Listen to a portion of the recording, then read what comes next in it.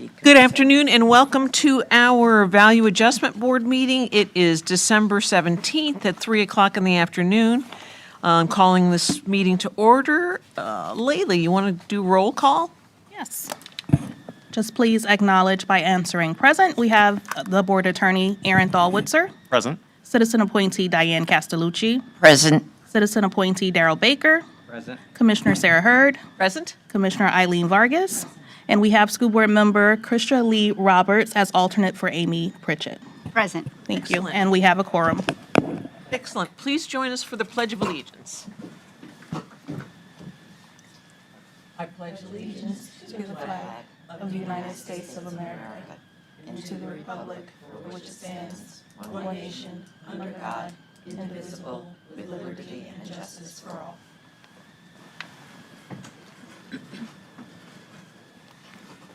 Is there a motion to approve the agenda? So moved. Second. There's a motion and a second. Any objections? Passes unanimously. Is there a motion to approve the August 4th, 2025 meeting minutes? I make a motion to approve.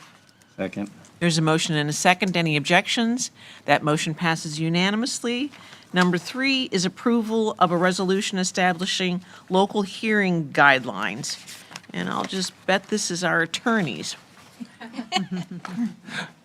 That's correct. The board may recall at the organizational meeting, we talked about some new legislation regarding electronic hearing appearances.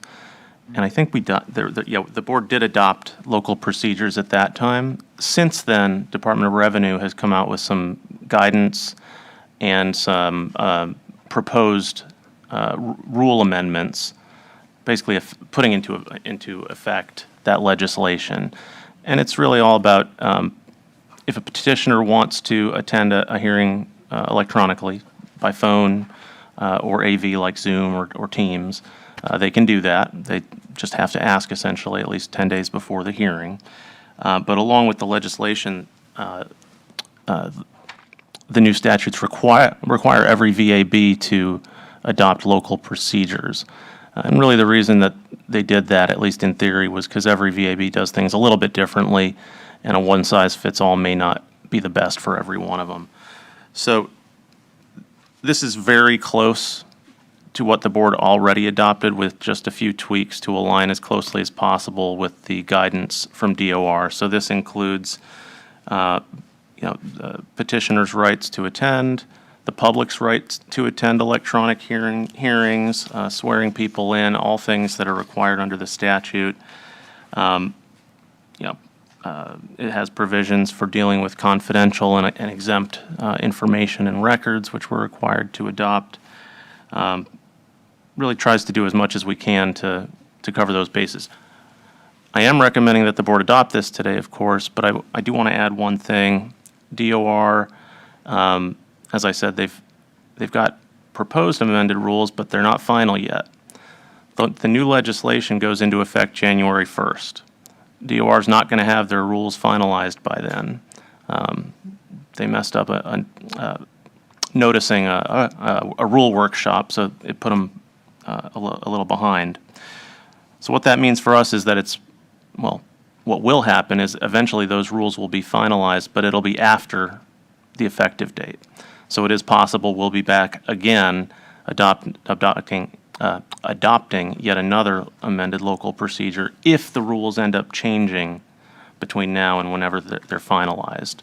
I don't imagine there'll be much that changes, but we just don't know yet. So with that, my recommendation is to adopt these local procedures. Questions? Yes, ma'am. Commissioner Vargas? Yes, hi. I do have a question, Mr. Thalwitzer, correct? That's how you pronounce Yes, ma'am. it? Okay, just want to be sure.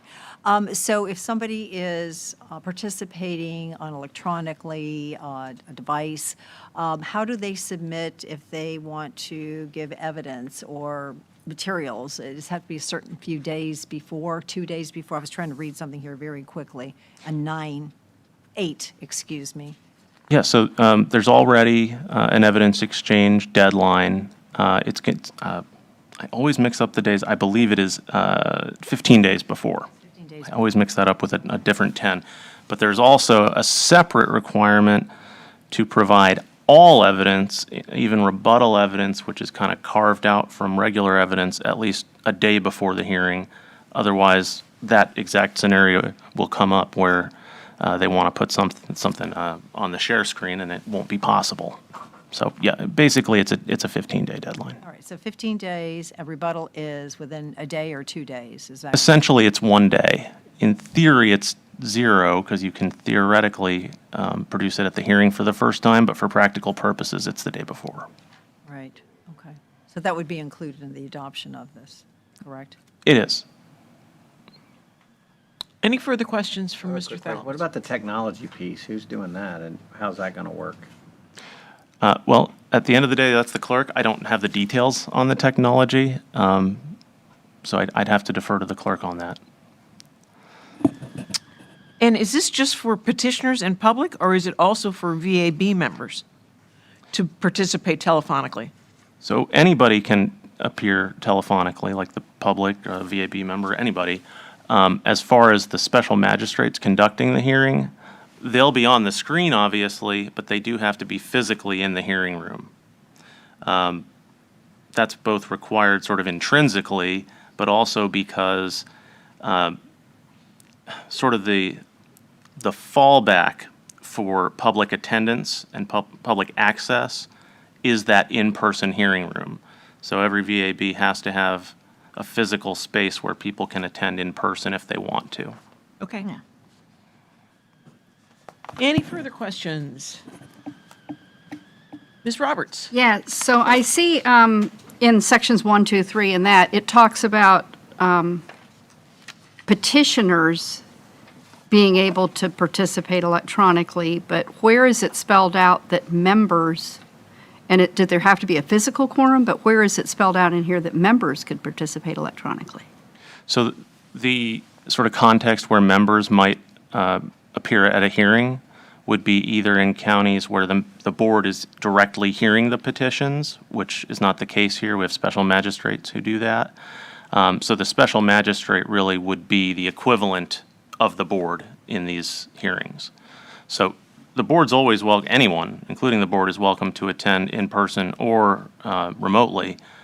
But as far as attending to do anything substantively, really there isn't a role for individual board members at the hearings in that sense.